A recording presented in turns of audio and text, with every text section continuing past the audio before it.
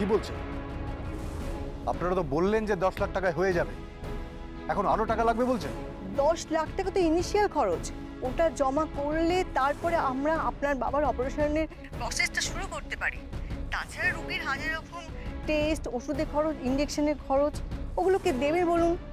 দেখুন আপনার বাবার যে কন্ডিশন তাতে ওনার ট্রিটমেন্ট বেশ খরচ সাপেক্ষ।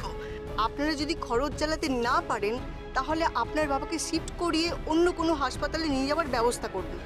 না না না না, শিফট করানোর কোনো প্রশ্নই উঠছে না। শুনুন, আপনারা ইমিডিয়েটলি অপারেশনের অ্যারেঞ্জমেন্ট করুন। টাকা পয়সার যে অ্যারেঞ্জমেন্ট করতে হবে সেটা আমরা করছি, আপনারা চিন্তা করবেন না। আপনারা অপারেশনের অ্যারেঞ্জমেন্টটা করুন ইমিডিয়েটলি। Okay sir. 10 লাখ টাকা তো হবে না বলছে, আরো টাকা ডিমান্ড করছে নাকি? হ্যাঁ কি বলছিস তুই? 10 লাখ টাকায় তো জোগাড় করতে পারছি না, আরো টাকা।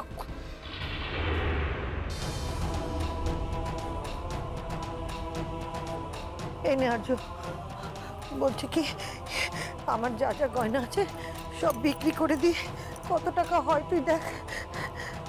অন্তত তোর বাবার চিকিৎসাটা তো শুরু করে যাক, অপারেশনটা শুরু করে যাক। মা, তুমি এইভাবে তোমার গায়ের গয়নাগুলো খুলে দিচ্ছ বাবার অপারেশনের জন্য, আর আমরা 3 ছেলে কিচ্ছু করতে পারছি না, দাঁড়িয়ে দাঁড়িয়ে দেখছি। রক্তিম, এখন এইসব ভাবার কথা নয়, আসল কথা হলো তোর বাবার অপারেশনটা শুরু করা। মানুষটা যদি আমার সঙ্গে অনেক খারাপ ব্যবহার করেছে, তবে উনি তো আমার স্বামী, তোদের জন্মদাতা পিতা। নে বাবা, এই গয়নাগুলো বিক্রি করে অপারেশনটা শুরু করার ব্যবস্থা কর। রক্তিম, তুমি না আমার এই গয়নাগুলো নিয়ে যাও, আর যত তাড়াতাড়ি সম্ভব বাবাকে চিকিৎসা করে বাড়িতে নিয়ে চলে এসো। মা আর ঠামির এই কষ্টটা আর সহ্য হচ্ছে না। নিখিল, তুমি আমার গয়নাগুলো নিয়ে যাও।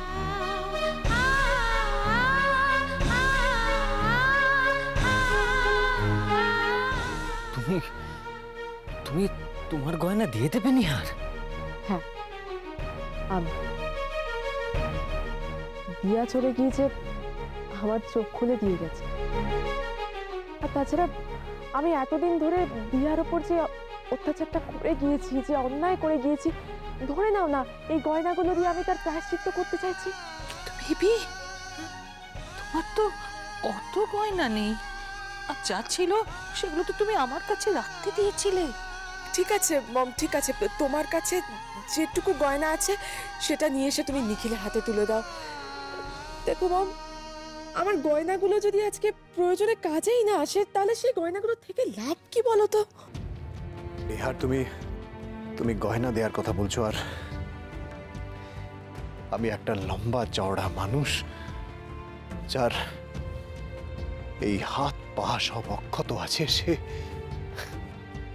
সে এভাবে দাঁড়িয়ে আছে, যার কিচ্ছু করার ক্ষমতা নেই, কোনো কন্ট্রিবিউট, কোনো টাকা পয়সা, কোনো কিছু করার ক্ষমতা নেই।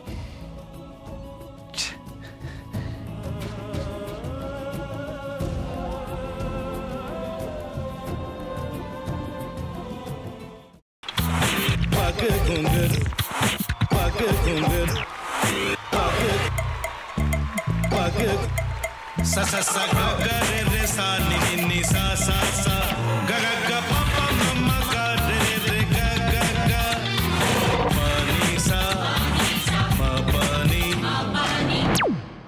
re re re re re re re re re ga re ga re ga re ga re ga pa pa pa pa pa ma ga re sa ni da ba sa pa ma ga re sa ni da ba sa pa ma ga re sa ni da ba sa।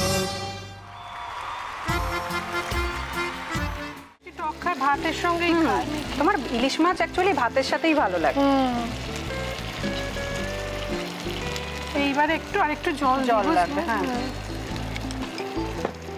সর্ষে বাটা দিলে তো। তুমি বাজার করেছো কখনো? বাজার করেছি কখনো না, বাজারটা আমিই করি। কোথায় বাজার করো? আমাদের, হ্যাঁ, আমি বেলঘড়িয়া, মানে আমি খুব খাদ্যরসিক, সত্যি বড় কথা। হ্যাঁ, মানে ধরো শনি রোববার হলেই আমার মনটা চুপচুপ করে। হ্যাঁ, দেখো ঠিক হচ্ছে কিনা, তারপর বলো। তোমার যাই এখানে ওখানে খেতে, রেস্টুরেন্টে।